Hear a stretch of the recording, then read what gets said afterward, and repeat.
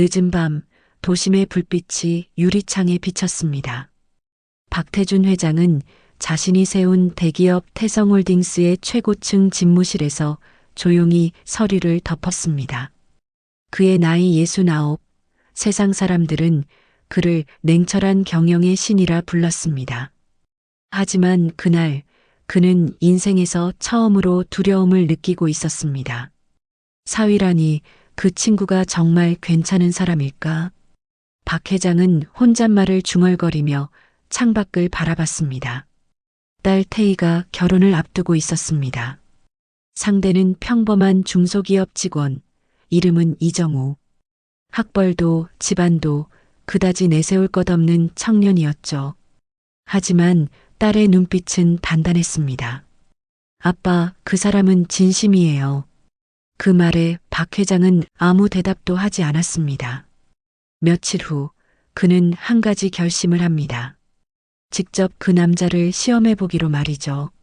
안녕하세요. 사연 시작 전 무료로 할 수 있는 구독과 좋아요 한번 부탁드립니다. 그는 회사의 이름을 숨기고 한 협력업체의 현장직 신입사원으로 위장 취업했습니다. 가짜 이름은 박성수. 회장의 흔적은 철저히 감췄습니다. 첫 출근 날 낡은 작업복을 입은 그는 허리를 굽히며 인사했습니다. 안녕하십니까? 신입사원 박성수입니다. 주변 사람들은 웃으며 고개를 끄덕였지만 단 한 사람, 이정우만은 그를 유심히 바라봤습니다. 어르신, 어디서 일해보신 적 있으세요? 예, 현장 일은 조금 해봤습니다. 나이는 많지만 잘할 수 있습니다. 예, 그래도 현장 일은 안전이 중요하니까 무리하지는 마세요. 정우의 목소리는 따뜻했습니다. 그 순간 박 회장은 미묘한 감정을 느꼈습니다. 저 눈빛 거짓이 아니군. 시간이 흐르며 그는 현장에서 정우의 일 처리를 지켜봤습니다. 정우는 상사의 부당한 지시에도 조용히 일했고 동료가 실수하면 먼저 나서서 책임을 졌습니다. 그런데도 자랑하지 않았죠. 괜찮아요. 제가 대신하면 되죠. 그의 말은 짧았지만 진심이 느껴졌습니다. 어느 날 회식 자리에서 상무가 농담처럼 말했습니다. 이정우, 요즘 대기업 회장님 딸이랑 사귀고 있다며? 한턱 쏴야지. 순간 정우는 얼굴이 굳어졌습니다. 그건 사적인 일입니다. 일과는 별개로 봐주시면 감사하겠습니다. 박 회장은 그 장면을 조용히 지켜봤습니다. 술잔을 들고 있었지만 눈은 정우를 향해 있었습니다. 저 청년 생각보다 훨씬 강단이 있구나. 하지만 시험은 아직 끝나지 않았습니다. 그는 앞으로 정우가 진짜 사람인지 아니면 가식적인 인물인지 알아내고 싶었습니다. 그날 밤 회장의 노트엔 이렇게 적혀 있었습니다. 사람의 진심은 위기 속에서 드러난다. 내 사위가 될 사람, 그 위기를 겪게 해야겠다. 그의 눈빛은 다시 냉철하게 식었습니다. 그는 아직도 회장이었고 세상을 의심하는 사람이었습니다. 하지만 그가 모르는 게 있었습니다. 곧 그 위장이 그의 인생을 완전히 바꿔놓게 될 거라는 사실을요. 이른 아침 공장 현장에는 용접 불빛이 번쩍이고 기계음이 쉴 새 없이 울렸습니다. 박성수로 위장한 박 회장은 모자를 푹 눌러쓰고 구석진 곳에서 묵묵히 청소를 하고 있었죠. 허리를 숙인 채 기름 묻은 바닥을 닦으며 그는 속으로 중얼거렸습니다. 회장으로서 명령만 내려받지 이런 기름 냄새를 맡아보는 건 처음이군. 그때 누군가 그의 어깨를 툭 치며 말을 걸었습니다. 박 아저씨, 여기 좀 도와주세요. 목소리의 주인은 이정우였습니다. 그는 무거운 자재를 들고 있었고 땀에 젖은 얼굴엔 피곤함이 역력했죠. 이게 많이 무거운데 혼자 하려면 힘들어서요. 같이 좀 옮깁시다. 알겠어요. 여기 들면 될까요? 내가 나이가 좀 있어서 도움이 되려나? 도움이 많이 됩니다. 혼자 하는 것보다 훨씬 편하고 좋아요. 정우의 말에는 단호함보다 따뜻함이 섞여 있었습니다. 박 회장은 그제야 몸을 일으켰습니다. 그 순간 마음속 깊은 곳에서 이상한 울림이 일었죠. 점심시간 구내식당 한쪽 구석에 앉은 두 사람. 박 회장은 조용히 밥을 먹으며 정우를 관찰했습니다. 정우는 동료들과 함께 웃고 있었지만 눈에 피로가 묻어 있었습니다. 그는 다른 사람들 밥그릇이 비워질 때까지 기다렸다가 마지막으로 먹었습니다. 그리고 남은 반찬을 조용히 챙겨 뒷주방으로 가져다 주었죠. 이거 많이 남으면 버리는데 아깝잖아요. 경비 아저씨 갖다 드리면 좋아하실 거예요. 박 회장은 숟가락을 멈췄습니다. 이런 사소한 행동들 아무도 신경 안 쓰는데 말이죠. 그는 정우를 평가하러 왔지만 이상하게도 그에게서 무언가를 배우고 있었습니다. 사람의 따뜻함이라는 건 돈이나 명함으로는 가질 수 없는 거라는 거요. 며칠 후 첫 번째 시험이 다가왔습니다. 박 회장은 일부러 설비 점검표에 사소한 오류를 남겼습니다. 현장 안전에 영향을 줄 수 있는 미세한 오차였죠. 정우가 그걸 발견할지 지켜보기 위함이었습니다. 다음 날 정우는 점검표를 꼼꼼히 살펴보다가 미간을 찌푸렸습니다. 이 수치가 이상하네요. 기준값보다 0.3이 높아요. 그는 즉시 작업을 중단시키고 상사에게 보고했습니다. 하지만 상사는 귀찮다는 듯 말했죠. 그 정도면 괜찮아. 일정이 더 급하잖아. 정우는 잠시 망설였지만 고개를 저었습니다. 아닙니다. 이대로 진행하면 사고 납니다. 결국 그는 직접 팀원들에게 작업 중지를 지시했습니다. 박 회장은 멀리서 그 모습을 지켜보며 고개를 끄덕였죠. 자기 손해를 감수하면서까지 원칙을 지키는구나. 그날 저녁 정우는 상사에게 불려갔습니다. 너 때문에 납품 일정이 다 꼬였어. 너가 책임질 거야? 반장님, 안전이 최우선입니다. 이게 안전 핑계로 일 미루는 거 아니야? 남 탓하려고? 그 말에 정우는 아무 대꾸도 하지 않았습니다. 대신 묵묵히 고개를 숙였죠. 그 뒤로 그는 별다른 항변 없이 다음 날도 같은 시간에 출근했습니다. 박 회장은 그 모습을 보며 마음이 먹먹했습니다. 내가 저런 사람에게 의심을 품었다니. 하지만 그날 밤 박 회장은 결심을 바꾸게 됩니다. 책상 위 낡은 노트를 펼치며 조용히 적었습니다. 진심은 위기에서 드러나고 사람의 품격은 불이익 속에서 나타난다. 다음 시험은 유혹이다. 그는 담담히 펜을 놓았습니다. 그의 눈빛엔 냉정함 대신 묘한 떨림이 깃들어 있었습니다. 며칠 뒤 회사는 새로운 납품 계약을 준비 중이었습니다. 단가 협상과 관련된 내부 문서들이 오가던 때 한 소문이 현장에 퍼졌습니다. 이번 계약만 잘 따내면 상여금을 2배나 받을 수 있대요. 직원들의 눈빛이 흔들렸죠. 이정우 역시 책임자로서 긴장된 하루를 보내고 있었습니다. 그날 그를 찾아온 사람은 뜻밖에도 박성수, 그러니까 위장한 박 회장이었습니다. 정우 씨, 잠깐 얘기 좀 합시다.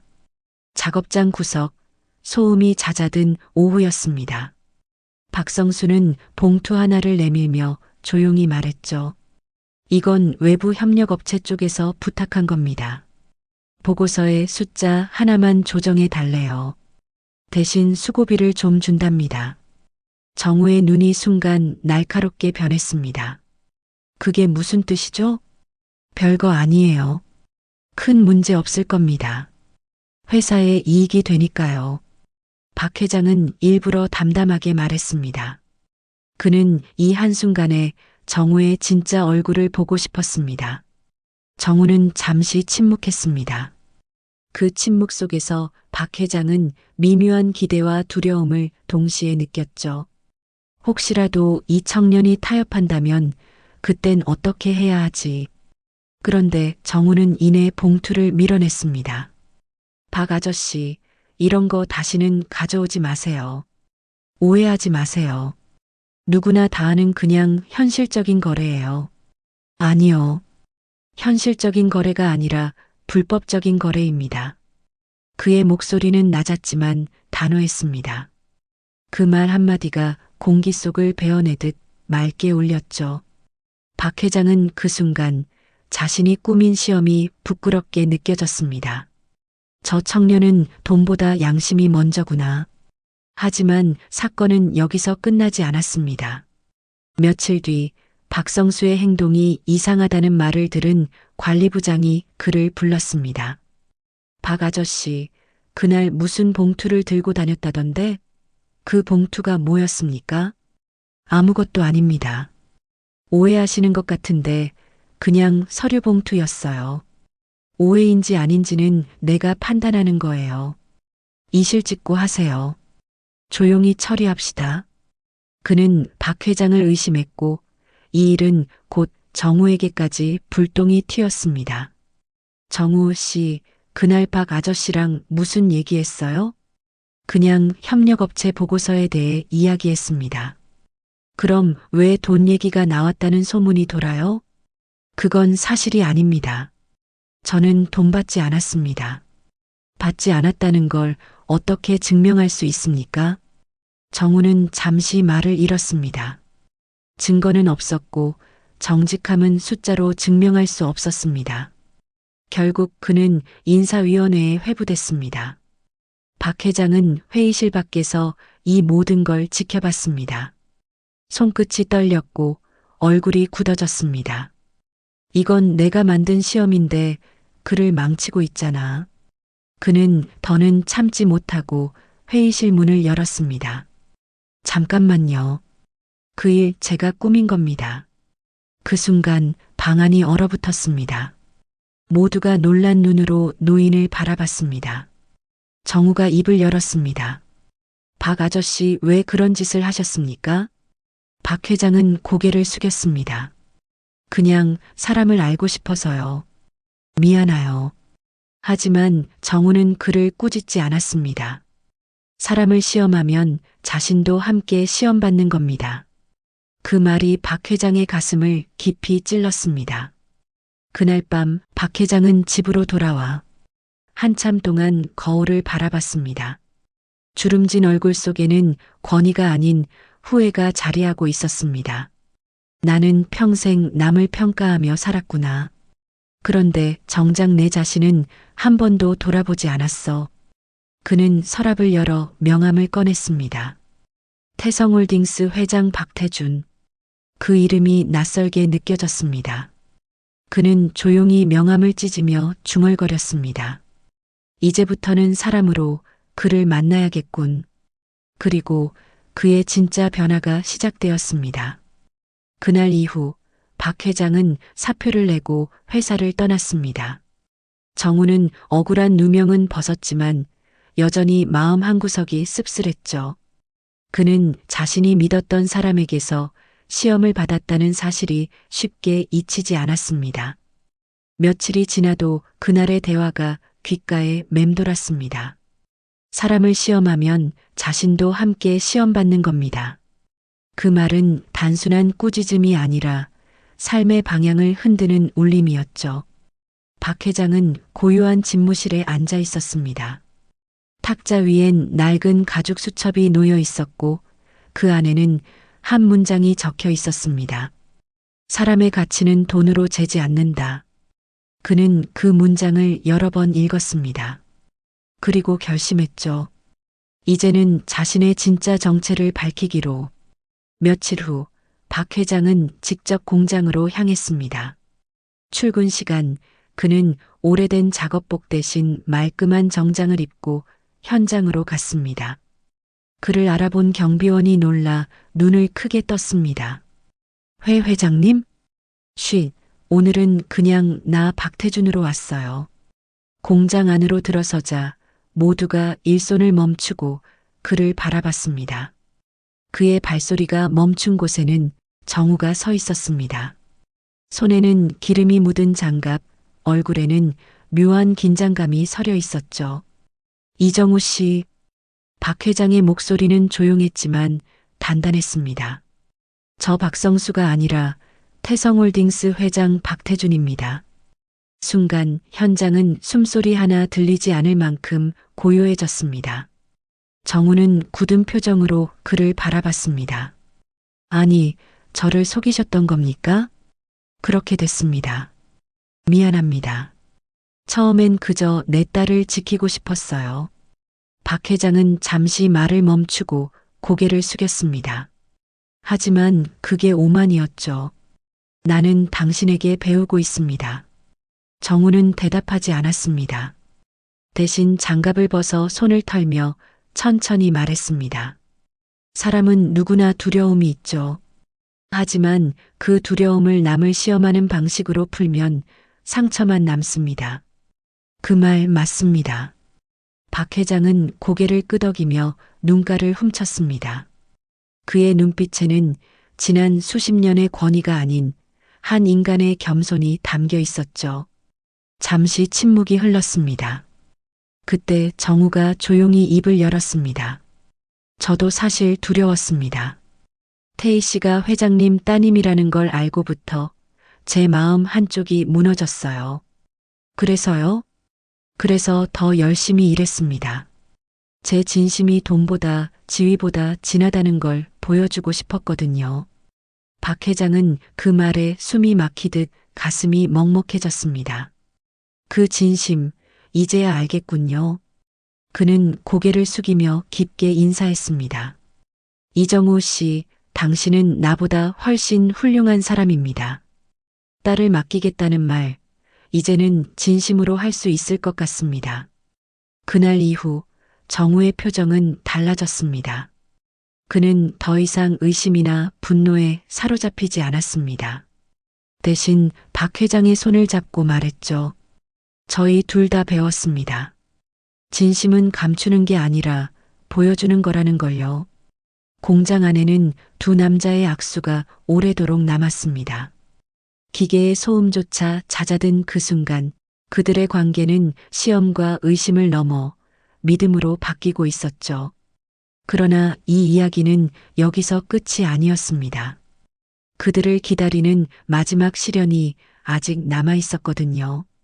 그날의 화해 이후 두 사람은 다시 일상으로 돌아갔습니다. 하지만 평화는 오래가지 않았습니다. 태성홀딩스의 내부에서 예기치 못한 일이 터졌죠. 납품 비리와 회계 조작 의혹이 제기된 것입니다. 언론은 태성홀딩스의 몰락이라는 자극적인 제목으로 보도했고 박 회장의 이름이 실시간 검색어에 오르내렸습니다. 그는 여전히 회사의 실권을 후배에게 넘긴 상태였지만 이 사건이 자신이 만든 시스템의 부패에서 비롯된 일임을 직감했습니다. 결국 내 책임이군, 내가 너무 오래 눈을 감았지. 그는 조용히 회의실로 들어갔습니다. 탁자 위에는 부패한 임원들의 이름이 적힌 보고서가 놓여 있었습니다. 그 중엔 자신이 가장 신뢰하던 비서실장의 이름도 있었죠. 그날 밤 정우에게 전화 한 통이 걸려왔습니다. 정우 씨, 회장님이 위태로우십니다. 언론이 계속 몰아붙이고 있어요. 정우는 즉시 회사로 향했습니다. 로비 앞 플래시 세례 속에서 기자들이 몰려들었죠. 박태준 회장님, 비리 인정하십니까? 협력업체 리베이트는 사실입니까? 그 사이로 정우가 밀고 들어갔습니다. 길을 비켜주세요. 지금은 사실을 밝힐 때가 아닙니다. 그의 목소리는 흔들리지 않았습니다. 박 회장은 사무실 안에서 혼자 서류를 보고 있었습니다. 그가 문을 열자 박 회장은 천천히 고개를 들었습니다. 이정우 씨가 왜 여기에? 이건 제 일일 수도 있습니다. 그럴 필요 없어요. 이것은 다 늙은 사람의 일입니다. 아닙니다. 이건 옳고 그름의 문제입니다. 정우는 박 회장에게 조용히 말했습니다. 사람은 누구나 실수합니다. 하지만 그 실수를 덮으면 죄가 되고 드러내면 교훈이 됩니다. 박 회장은 말없이 그를 바라봤습니다. 그의 눈빛 속엔 젊은 시절의 자신이 보였죠. 저 청년은 내가 되고 싶었던 나구나. 다음 날 박 회장은 기자회견을 열었습니다. 이번 사태의 책임은 모두 제게 있습니다. 제가 만든 조직이 탐욕으로 흐른 것은 제 눈이 어두워졌기 때문입니다. 그는 카메라 플래시를 마주하며 담담히 고개를 숙였습니다. 기자들의 질문이 쏟아졌지만 그는 한마디도 피하지 않았죠. 저는 모든 진실을 공개하겠습니다.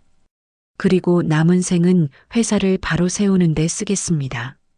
그 순간 정우가 조용히 기자석 뒤에서 그 모습을 지켜봤습니다. 회장의 굽은 어깨가 이상하게도 당당해 보였죠. 이 사람은 지금 부끄러움이 아닌 용기로 싸우고 있구나. 그는 속으로 그렇게 중얼거렸습니다. 기자회견이 끝난 뒤 박 회장은 정우를 불렀습니다. 나 같은 노인을 아직도 믿습니까? 믿습니다. 잘못을 인정하는 용기, 그게 진짜 어른의 모습 아닙니까? 정우 씨, 내 인생에서 유일하게 옳은 판단이 있다면 그건 태희에게 당신 같은 사람을 만나게 한 일이었어요. 정우는 그 말에 고개를 숙였습니다. 저도 회장님 덕분에 배웠습니다. 진심이란 말보다 행동으로 보여야 한다는 걸요. 그날 밤 두 사람은 회장실 창가에 나란히 서 있었습니다. 도심의 불빛이 유리창에 반사되어 두 얼굴을 비추었습니다. 서로 말없이 고개를 끄덕였죠. 이제 그들 사이에는 돈도 신분도 없었습니다. 오직 한 가지 신뢰만 남아 있었습니다. 하지만 세상은 그들의 화해를 마냥 기다려주지 않았습니다. 비리는 생각보다 깊었고 회사는 곧 법정 싸움으로 번졌습니다. 그리고 그 싸움의 한가운데 정우가 또다시 서게 됩니다. 그의 선택이 두 사람의 인생을 마지막으로 뒤바꿀 순간이 다가오고 있었죠. 며칠 후 서울지방법원 대법정. 회색 벽과 차가운 조명이 어지럽게 교차하는 그곳에 박 회장이 천천히 입장했습니다. 그는 검은 양복에 단정한 회색 넥타이를 맸지만 어깨는 무겁게 내려앉아 있었습니다. 좌석 뒤편에는 정우가 앉아 있었죠. 그는 굳은 표정으로 손을 꼭 쥔 채 재판장의 입을 바라봤습니다.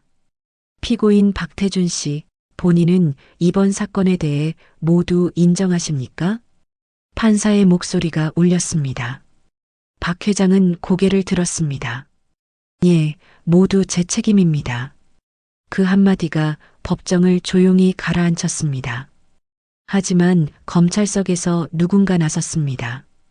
피고인이 단독으로 행할 수 없는 구조적 비리입니다.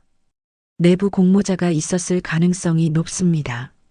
그 말에 기자들의 펜이 일제히 움직였죠. 이윽고 스크린에 한 장의 보고서가 띄워졌습니다. 거기엔 정우의 서명이 적혀 있었습니다. 순간 방 안의 공기가 얼어붙었습니다. 정우는 믿을 수 없다는 듯 자리에서 일어났습니다. 그건 조작입니다. 저는 그런 문서에 서명한 적이 없습니다. 검사는 서류를 내밀며 말했습니다. 필체 감정 결과는 동일합니다. 정우의 얼굴이 창백해졌습니다. 박 회장의 눈동자가 흔들렸습니다. 누군가 그를 끌어들이려는 거야. 재판이 끝난 후 회장실에 있던 박 회장은 창밖을 바라보며 깊은 한숨을 내쉬었습니다. 정우가 문을 열고 들어왔습니다. 회장님, 저 아닙니다. 그 문서 전 처음 봤습니다. 나도 알아요. 당신이 그럴 사람이 아니라는 걸. 하지만 검찰은 믿지 않습니다. 그래서 내가 나설 겁니다. 정우는 고개를 저었습니다. 회장님이 나서면 더 큰 타격을 입습니다. 이미 세상은 회장님을 죄인으로 보고 있어요. 그럼 내가 아무 말도 안 하고 가만히 있으라는 겁니까? 예. 이번엔 제가 싸워보겠습니다. 정우의 목소리는 담담했지만 결의로 가득 차 있었습니다. 박 회장은 잠시 그를 바라보다 미소를 지었습니다. 그대는 이제 내 사위가 아니라 내 스승 같군요. 저는 그저 진실을 지키려는 겁니다. 그 말에 박 회장은 고개를 숙였습니다. 진실이라 결국 나도 그걸 잊고 살았죠. 며칠 뒤 정우는 검찰 조사를 자청했습니다. 거짓 서류를 누가 만들었는지 밝혀야 합니다. 그는 밤늦게까지 자료를 뒤지며 관련된 계약서를 하나하나 검토했습니다. 결국 그는 서명 위조의 흔적을 발견했습니다. 날짜가 조작되어 있었고 그 문서는 박 회장의 비서가 결제했던 것이었습니다. 정우는 즉시 증거를 제출했습니다. 하지만 다음 날 그 비서는 갑자기 잠적했습니다. 언론은 또다시 내부 고발자 조작서를 터뜨렸고 박 회장과 정우는 동시에 비난의 대상이 되었습니다. 그날 밤 박 회장은 병원 응급실로 실려갔습니다. 심장 통증으로 쓰러진 것이었죠. 정우가 병원으로 달려갔을 때 그는 산소 마스크를 쓴 채 누워 있었습니다. 정우 씨, 내가 너무 늦게 깨달았어요. 무슨 말씀이십니까? 사람을 의심하기보다 믿는 게 얼마나 어려운 일인지 이제 알겠어요.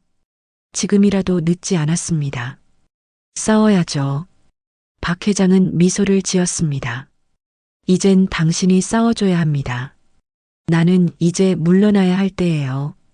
박 회장은 결국 회사의 모든 직책에서 물러났습니다. 그리고 기자회견을 열어 정우의 결백을 증언했습니다. 그는 나보다 더 정직한 사람입니다. 내가 만든 잘못된 구조가 그를 흔들었을 뿐 그는 한 점 부끄러움이 없습니다. 그날 이후 여론은 조금씩 달라졌습니다. 하지만 상처는 깊었고 회장의 이름은 여전히 세간의 논란에 남아 있었죠. 법정의 문이 닫히던 마지막 순간 박 회장은 뒤를 돌아 정우를 바라봤습니다. 정우 씨, 세상은 돈으로 사람을 보지만 나는 당신을 통해 사람이 무엇인지 배웠습니다. 정우는 조용히 고개를 숙였습니다. 그 한마디가 인생 전체의 고백처럼 들렸습니다. 그러나 이야기는 아직 끝나지 않았습니다. 모든 것이 잠잠해질 즈음 박 회장의 손에 한 통의 편지가 도착했습니다. 그 안에는 낯선 문장 하나가 적혀 있었습니다. 당신의 위장은 끝났지만 누군가의 복수는 아직 끝나지 않았습니다. 그리고 새로운 폭풍이 다가오고 있었습니다.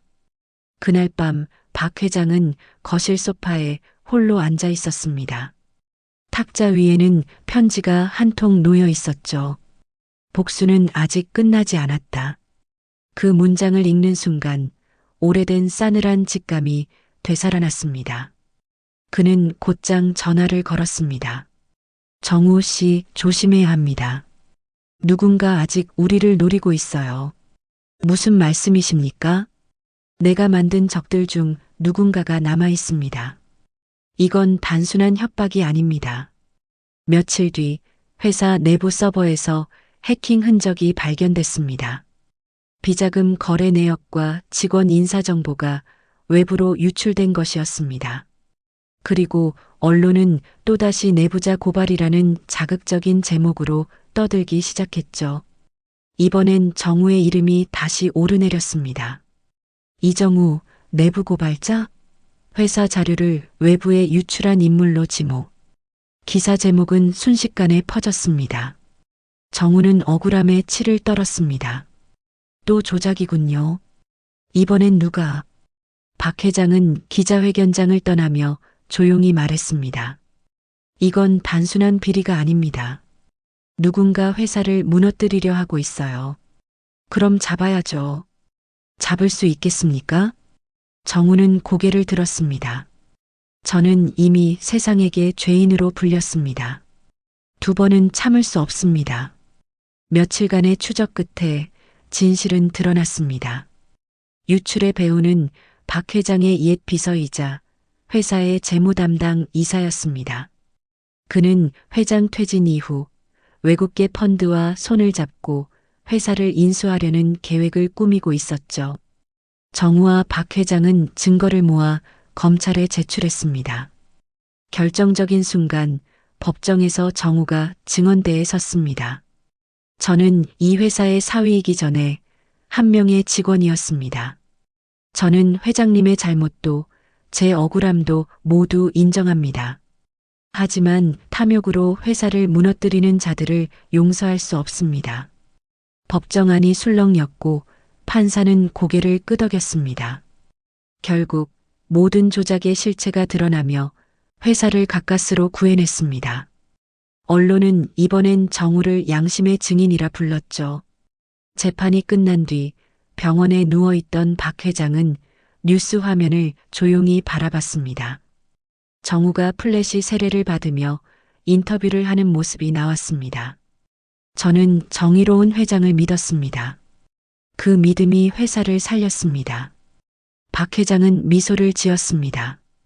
이젠 내가 그를 시험한 게 아니라 그가 나를 구한 셈이군. 그의 목소리는 약했지만 표정은 편안했습니다. 며칠 뒤 정우는 새로 임명된 경영진과 함께 회사를 다시 세우고 있었습니다. 그는 책상 위에 놓인 낡은 수첩을 펼쳤습니다. 거기엔 박 회장의 필체로 이렇게 적혀 있었습니다. 사람의 진심은 위기 속에서 드러난다. 그리고 진정한 부자는 돈이 아니라 사람을 남긴다. 정우는 조용히 수첩을 덮으며 중얼거렸습니다. 회장님, 당신은 결국 사람을 남기셨습니다. 창밖의 아침 햇살이 유리창을 타고 들어왔습니다. 그 빛 속에서 그는 마치 회장의 목소리를 듣는 듯 했습니다. 이제 내가 내 자리를 이어라 믿는다. 정우는 천천히 미소 지었습니다. 그의 눈빛은 더 이상 두려움이 아닌 책임으로 가득 차 있었죠. 그렇게 위장으로 시작된 만남은 서로의 인생을 바꿔놓은 구원의 이야기로 끝나고 있었습니다. 그로부터 1년 뒤 봄 햇살이 따뜻하게 내리쬐는 오전, 태성홀딩스 본사 로비에는 꽃다발과 환한 미소가 가득했습니다. 정우는 새 대표이사로 취임하는 날이었죠. 단정한 양복 차림으로 단상에 선 그는 마이크를 잡았습니다. 저는 오늘 이 자리를 제 능력으로 얻었다고 생각하지 않습니다. 이 자리는 신뢰로 세워진 자리입니다. 저를 믿어주신 분, 그리고 저를 가르쳐 주신 분이 계셨기 때문입니다. 그는 잠시 말을 멈추고 고개를 숙였습니다. 청중의 시선이 따라갔죠. 단상 한쪽엔 휠체어에 앉은 박태준 회장이 있었습니다. 그의 머리엔 희끗한 흰머리가 더 늘었지만 눈빛만큼은 여전히 단단했습니다. 박 회장은 조용히 미소를 지으며 박수를 쳤습니다. 행사가 끝난 뒤 두 사람은 회장실에서 마주 앉았습니다. 커피 향이 은은하게 퍼졌고 창밖으론 봄바람이 부드럽게 스쳤습니다. 박 회장이 천천히 말을 꺼냈습니다. 이제 그대가 이 회사를 이끌게 되었군요. 두렵습니다, 회장님. 두려움은 나쁜 게 아닙니다. 진짜 나쁜 건 확신 없는 자신감이죠. 정우는 조용히 고개를 끄덕였습니다. 잠시 후 박 회장은 서랍에서 오래된 봉투를 꺼냈습니다. 그 안에는 손으로 쓴 한 장의 편지가 들어 있었습니다. 이건 내가 그날 당신을 처음 시험하던 날 썼던 편지요. 끝내 건네지 못했지만 이제 당신이 읽을 자격이 있어. 정우는 편지를 펼쳤습니다. 나는 사람을 믿지 못한다. 하지만 내 딸이 사랑한 사람이라면 그 믿음을 배워보려 한다. 만약 그가 진심이라면 나는 내 인생을 그에게 걸 것이다. 정우는 천천히 눈을 감았습니다. 편지의 마지막 문장은 잔잔한 울림처럼 마음을 적셨습니다. 그가 내 인생을 바꿀지도 모른다. 그날 저녁 두 사람은 병원 옆 정원으로 산책을 나갔습니다. 노을빛이 붉게 깔리고 나무 사이로 바람이 스며들었습니다. 박 회장이 천천히 걸음을 멈췄습니다. 이정우 씨, 내 인생의 절반은 회장으로 살았고 나머지 절반은 당신을 통해 사람으로 배웠습니다. 정우가 미소 지었습니다. 저는 회장님을 통해 세상이 얼마나 따뜻할 수 있는지 배웠습니다. 그때 멀리서 태희가 두 사람을 향해 달려왔습니다. 그녀는 아버지의 팔을 붙잡으며 웃었습니다. 아빠, 이제 좀 쉬세요. 정우 씨가 아빠보다 더 잘할 거예요. 박 회장은 딸의 손을 꼭 잡으며 말했습니다. 그래, 잘할 거야. 이제는 믿을 수 있겠구나. 밤이 찾아오고 병원 창가에 불빛이 하나둘 켜졌습니다. 박 회장은 의자에 앉아 창밖의 별을 바라봤습니다. 위장으로 시작된 만남이 이렇게 끝날 줄이야. 그의 눈에 살짝 눈물이 맺혔습니다. 하지만 이제 나는 더 이상 위장하지 않습니다. 나는 진심으로 그를 아끼는 사람입니다. 정우는 조용히 회장 옆에 앉았습니다. 회장님, 이제 걱정 마십시오. 이 회사와 가족, 제가 지키겠습니다. 박 회장은 마지막으로 그를 바라보며 미소를 지었습니다. 그래요. 이제 나는 편히 쉴 수 있겠어요. 창밖으로 봄비가 내렸습니다. 그 빗방울이 유리창을 타고 흘러내리며 마치 두 사람의 이야기를 닦아주는 듯 했습니다. 며칠 뒤 박 회장은 조용히 세상을 떠났습니다. 그의 장례식에는 수많은 직원들이 찾아와 꽃을 놓고 인사했습니다. 정우는 흰 국화를 들고 고개를 숙였습니다. 회장님, 이제 제 차례입니다. 당신이 남긴 신뢰를 세상에 증명하겠습니다. 그날 이후 태성홀딩스는 사람 중심 경영으로 재탄생했습니다. 회사의 벽에는 이 한 문장이 새겨졌습니다. 사람을 남기는 경영, 그것이 진짜 성공이다. 그리고 어느 봄날 오후 정우는 창가에 앉아 커피를 마시며 노트를 펼쳤습니다. 맨 첫 줄에 이렇게 적었습니다. 거액의 자산가가 사위를 시험하려고 위장으로 취업했다. 그런데 그 남자가 그의 인생을 바꿨다. 그는 펜을 내려놓으며 미소 지었습니다. 그 이야기는 이제 단순한 회고가 아니라 한 인간의 인생의 증명이 되어 있었습니다. 끝까지 시청해주신 여러분 감사합니다. 더 좋은 영상을 만들기 위해 최선을 다하겠습니다. 혹시 조언해 주실 내용을 댓글로 남겨주시면 참고하겠습니다. 감사합니다.